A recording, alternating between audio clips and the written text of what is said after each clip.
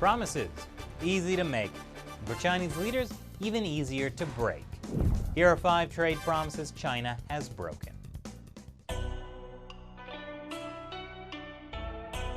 Welcome back to China Uncensored. I'm Chris Chappell. We all know there's a trade war between China and the U.S. But we didn't start the fire. It was always burning since the World Trade Organization let China join. That was back in 2001. And it came after certain U.S. officials had lobbied for years to let China into the WTO club. We strongly support China's admission into the World Trade Organization.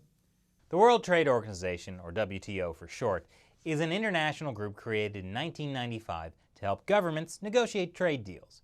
The idea was to make international trade as free and easy and non-violent as possible, unlike the tragic Molasses War of 1882. That was a sticky situation.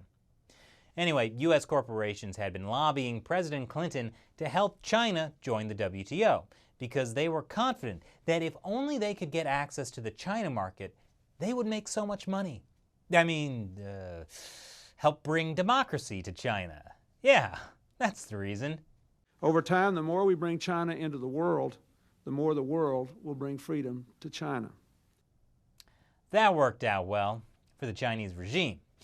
Entering the WTO in 2001 gave China access to other countries' markets and spurred China's super-fast economic growth. But there was supposed to be a catch to joining the WTO.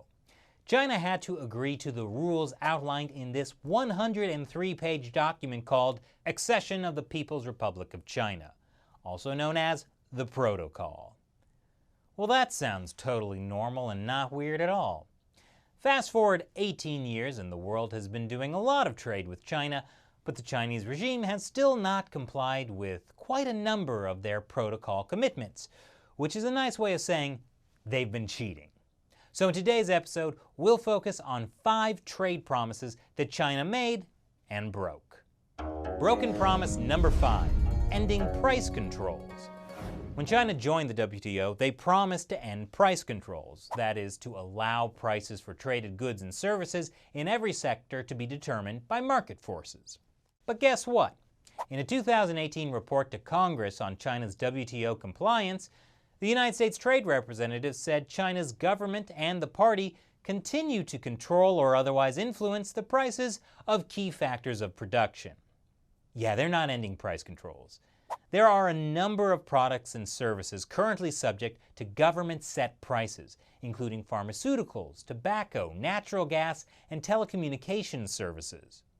Which means foreign companies find it hard to compete in those industries, plus a lot of related industries. For example, price controls on fuel mean that energy is cheaper in China, which makes it cheaper to manufacture a lot of products. All these things add up to mean that goods are cheaper to make in China than other developing countries where wages are also low. Broken promise number 4, ending subsidies. The Chinese regime props up a lot of industries through grants and loans from state-owned banks.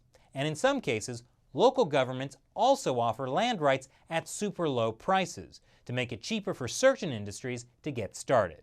And like price controls, these subsidies have enabled a lot of Chinese companies to sell products at below market rates. Pervasive involvement of the Chinese government has resulted in numerous subsidies being provided to Chinese companies, leading to artificially low-priced manufactured goods, say the authors of a study called China's Long Road to Market Economy Status. Of course, the Chinese regime has promised to remove these state subsidies, but the U.S. Trade Representative has identified hundreds of prohibited subsidies in a wide range of manufacturing sectors. These subsidies contribute to the serious excess capacity problems that plague industries like steel, aluminum, solar panels, and fishing, and devastate global markets and foreign competitors. Why do you think your made-in-China solar panels are so cheap? On top of that, China promised to disclose its subsidies, but has reneged on that promise too, by hiding the subsidies being provided on a local level. China continues to shield massive sub-central government subsidies from the scrutiny of WTO members. I get it. If you're going to give out illegal subsidies, you really should try to cover your tracks. Which leads us to broken promise number 3, transparency. The Chinese Communist Party has never been particularly good about being transparent. I mean, just Google China cover-up and you'll see what I mean. And when it comes to trade, China disregards many of its WTO transparency obligations, which places its trading partners at a disadvantage and often serves as a cloak for China to conceal unfair trade policy and practices from scrutiny. For example, China promised to make available to its WTO trading partners all trade-related laws and regulations before they're implemented or enforced. They don't do that. China also promised to provide translations of all its trade-related laws into English, French, or Spanish. They don't do that either. In fact, the Chinese government never even set up an agency or program to undertake these translations, which again are a basic requirement for being part of the WTO. But I get it, a lot of laws, lots of hassle, all that translation and notification ahead of time. Maybe you just have to request them, right? Nope. Not only does China have a poor record of adhering to its notification obligations, says the U.S. Trade Representative, but it also fails to cooperate when other members make requests for information. China's regulatory system is so secret, in fact, that foreign companies and governments can't fully understand legal requirements in some areas of the Chinese economy. This obviously puts foreign companies at a huge disadvantage. It means they can be accused of breaking laws they didn't know existed and had almost no way of finding out about because Chinese officials basically kept them secret. But even if foreign companies did have a full understanding of China's laws and regulations, that still might not be of much use.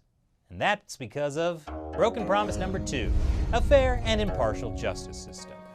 Before entering the WTO, China committed to broad legal reforms that included transparency, equal treatment under the law, and a fair judicial review process.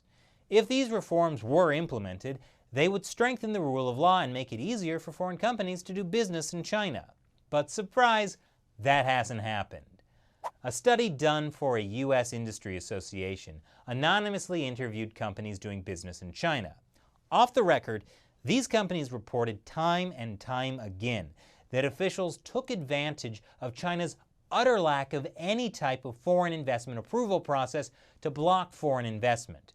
Or officials forced the company to take on a Chinese joint venture partner or to extract valuable commercial secrets as a price for market entry. The extent of the problem is likely underreported, the study says, because companies are scared to speak out publicly.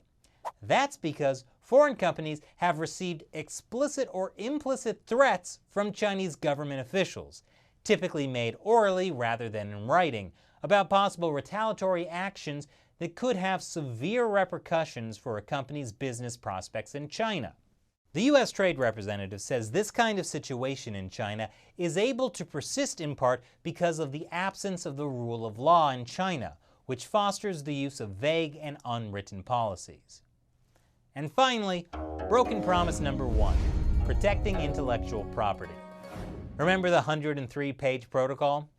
In it, China promised to stop forcing foreign companies to hand over their valuable and sometimes sensitive technology. After a 7-month investigation into China's unfair trade practices, the U.S. Trade Representative last year issued a long list of hair-raising accusations. They include forced technology transfer, state-sponsored cyber theft, and industrial espionage, which makes China's failure to protect U.S. intellectual property from theft by Chinese companies seem almost insignificant. The report found that Chinese theft of American IP currently costs between $225 billion and $600 billion annually. And that is probably a lowball estimate. But besides the money, there's also the security risk posed by China using the advanced technology it steals to gain a military advantage, like those J-20 fighter jets that look just a little too familiar. So what should the U.S. do with this basket of China's broken trade promises?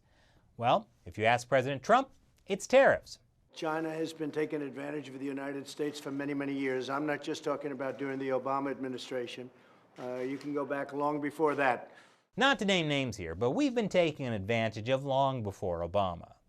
To balance out the Chinese regime's decades of cheating, Trump put tariffs on Chinese imports. But then the Chinese regime hit back by putting their own tariffs on U.S. goods. Then the U.S. added more tariffs, and China added more, and then there was going to be a trade deal, but it fell through, and now there's a trade war. So what's going to happen now? You know what? You want to know something? You want to know something? We always win. Or the Chinese Communist Party could just honor its trade promises, and then we'd all win. But I won't hold my breath. So what do you think about all the trade promises China has broken? Leave your comments below. Once again, I'm Chris Chappell. See you next time.